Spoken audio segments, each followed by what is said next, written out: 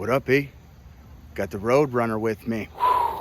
Friday night, giving out presents like it was Christmas Eve. I'll tell you what. How we doing today? I'm doing fantastic. Coach, you get an E-Town touchdown. You get an E-Town touchdown. You get an E-Town touchdown. I get an E-Town touchdown. It was the Oprah game. Yeah. It was a fantastic game, but again, another signature thing of your offense. Different player, different week, another guy gets another touchdown. And it blows my mind each week how the ball just gets spread around. Anybody can get one tonight. I think we had 12 different kids touch the football. That's kind of the beauty of kind of what we do. We go fast, but within what we do, I mean, there's any 5 eligible guys can get the ball on any play. And it just kind of depends on alignment and the assignment by the defense. And our kids are finally, started, they're understanding it now like their coaches, and they can see it, and that obviously, came to fruition Friday with how they played. And I think it is a big thing to note that each week when you have that responsibility that it could be the next man up, could be anybody out there, that the competition amongst themselves is really breeding a pretty good core wide receivers. Absolutely. And those receivers, like you saw today in practice, like that's what makes them hungry. We've got about 6 or 7 guys that can all play varsity. They practice really hard. We go fast, so guys are constantly repping in and out. And honestly, any given Friday, any one of those guys can step into a role and be successful. Last Friday, we'll give a little shout out to old Beef, old Brady. He had himself a big old game, and so did Funky doing a nice job bringing the ball. And the best part about those two is, what they can do in the middle of the field. They understand spacing really well. They understand coverages, whether they're getting 3 cover, man, quarters, kind of, and they realize what that does to our certain concepts. So I couldn't say defense. Couldn't say enough about, and you can see the defense. Those both guys play. One plays safety, one plays corner. They just find that little hole. And they understand kind of where the holes are in the defense, and couldn't be more proud of those guys. But I love Flanagan.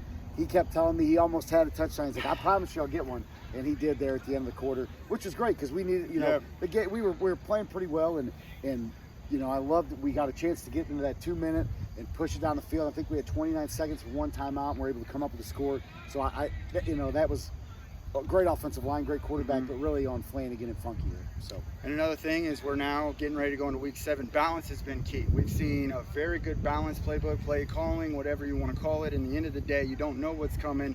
And another big player that came up in that run game, Casey Hayes having a nice game. Casey Hayes is... I believe he might have even led the team in carries. He led the team in carries. I think he led the team. He was right there. Right there. Kevo. But Casey's, what you read in football is all about. He's a senior that works his tail off. He does everything the right way. And he's determined. And it's just, we've got a good set of backs. And Casey, I can't say enough positive things about him. He's a great teammate. He practices hard, does all that stuff. But yeah, he came in there and toted the rock. He's great at split zone. He can run outside zone. I was really proud of him. Proud of Casey. Last one I want to bring up because we got to see him for the first time in varsity action at the quarterback position. Hey, Pick O'Reilly. Yeah. Hey, Pick did a great job. Coach Hagan's worked really well with him and develop him, and that's what that kid can do. He's got a tremendous skill set. He can run and throw. He's got a bright future for the Wildcats. I can't wait to see him just keep growing and maturing. He's a phenomenal baseball player. He's a tremendous athlete, and we're lucky to have Pick on our team.